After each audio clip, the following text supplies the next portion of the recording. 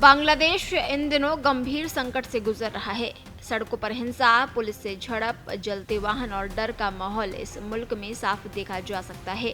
इसी उथल-पुथल में तारिक रहमान फिर चर्चा में आ गए। वे खालिदा जिया के बेटे हैं, बीएनपी के बड़े नेता हैं, लंबे समय से लंदन में हैं। उनके समर्थक चाहते हैं कि जल्द चुनाव हो ताकि हसीना विरोधी गुस्से का फायदा मिल सके। तारिक रहमान 17 साल के निर्वासन के बाद ढाका लौटे हैं। तारिक रहमान ऐसे समय में लौटे हैं जब देश अराजकता की चपेट में है।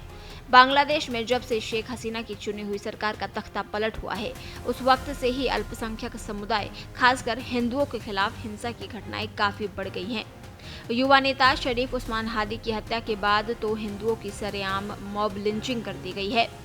बीएनपी नेता तारिक रहमान की बांग्लादेश वापसी के बाद हिंदुओं में खौफ और भी बढ़ गया है।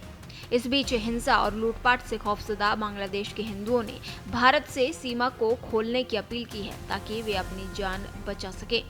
बांग्लादेश में हाल की हिंसक घटनाओं ने वहां रहने वाले हिंदू समुदाय को गहरे डर में धकेल दिया है। टीपू चंद्र दास और अमृत मंडल लिंचिंग के बाद अल्पसंख्यक हिंदुओं के बीच असुरक्षा की भावना और तेज हो गई है।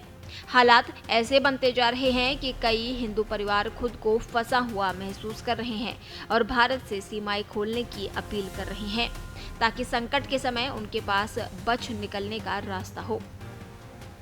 बांग्लादेश के रंगपुर, चटगांव, ढाका और मेमनसिंह में रहने वाले हिंदुओं में खौफ का आलम है। यहाँ के हिंदू अल्पसंख्यकों ने बताया कि रोजमर्रा की जिंदगी में भी हिंदुओं को अपमान, ताने और धमकियों का सामना करना पड़ता है। रिपोर्ट के अनुसार रंगपुर के एक निवासी ने बताया कि हम अपने धर्म को लेकर लगातार अपमान सहते हैं, लेकिन विरोध करने की हिम्मत नहीं है। सड़क पर चलते हुए मिलने वाले ताने कभी भी भीड़ की हिंसा में बदल सकते हैं। हम डर के मारे चुप रहते हैं क्योंकि कहीं हमारे साथ भी दीपू या अमृत जैसा ना हो जाए।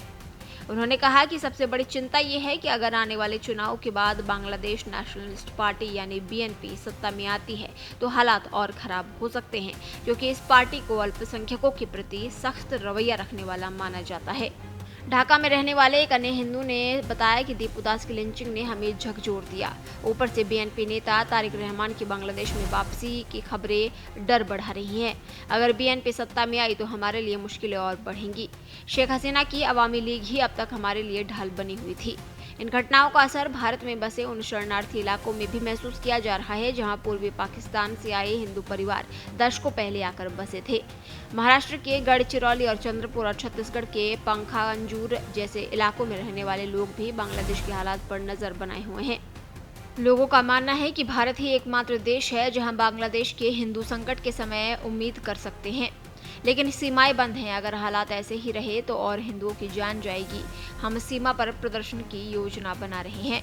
हालांकि बांग्लादेश के कई हिंदू ये भी मानते हैं कि अगर भारत सीमाएं खोल दे तो सभी लोग पलायन नहीं करेंगे। मेमनसिंह के एक निवासी के अनुसार सीमाएं खुलने का मतलब ये नहीं कि सभी हिंदू भारत चले जाएंगे, लेकिन हिंसा से बचने के लिए एक रास्ता तो होगा। ये जानकर ही कुछ राहत मिलेगी कि जरूरत पड़ने पर भागने का विकल्प मौजूद है। ढाका के एक अन्य हिंदू ने कहा, हम सबसे बुरा पल जी रहे हैं। अगर भारत सीमाएं खोल दे तो कम से कम जिन पर सीधा खतरा है वे अपनी जान बचा सकेंगे। कई परिवार बेहद गरीब हैं और रोज कमाकर खाने की स्थिति में जी रहे हैं। ऐसे में उनके लिए सब कुछ छोड़कर अनजान भविष्य की ओर जाना आसान फैसला नहीं है। ढाका में रहने वाले एक शख्स ने बताया कि अगर आप किसी तरह का हिंदू प्रतीक पहन ले तो लोग आपको भारतीय एजेंट कहने लगते हैं। डर का माहौल इतना है कि लोग अपनी पहचान छिपाने को मजबूर हैं। देश दुनिया की ताज़ा खबरें और वीडियोस के लिए अभी डाउनलोड करें पत्रिका ऐप।